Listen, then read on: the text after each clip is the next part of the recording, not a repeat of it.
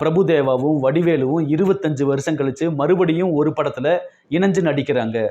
90s காலகட்டத்தில் பிரபுதேவாவும் வடிவேலுவும் நடித்த படங்கள் காமெடி ரீதியாகவும் கமர்ஷியல் ரீதியாகவும் எல்லாருக்கும் பிடிச்ச படங்களாக அமைஞ்சிருந்தது. காதலன், ராசையா, மிஸ்டர் ரோமியோ, மனதை திருடி விட்டாய் இப்படின்னு பல படங்கள்ல இந்த காம்போ நமக்கெல்லாம் ரொம்ப சூப்பரான காமெடி சீன்ஸை கொடுத்துருக்காங்க.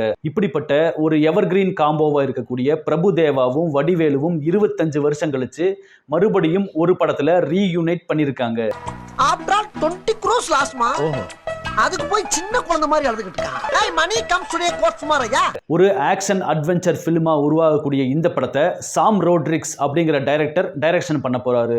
இந்த சாம் ரோட்ரிக்ஸ் டைரக்ஷன் பண்ண முதல் படமும் பிரபுதேவாவை வச்சுதான் எடுத்திருந்தாரு அப்படிங்கிறதும் இங்க குறிப்பிட வேண்டிய விஷயம்தான். விக்னேஷ் வாசு அப்படிங்கிற ஒரு சினிமாட்டோகிராஃபி பண்ண போட இந்த படம் நவம்பர்ல ஷூட்டிங் ஆரம்பிச்சு ஒரே ஷெட்யூலா படத்தோட ஷூட்டிங்கை முடிச்சு வரப்போற 2026ல் இந்த படத்தை திரையரங்குகளுக்கு கொண்டு வர்றதுக்காக இந்த படத்துக்கான பூஜையை துபாயில ரொம்ப கிராண்டா ரொம்ப அட்டகாசமா செலிப்ரேட் பண்ணி துவக்கி இருக்காங்க.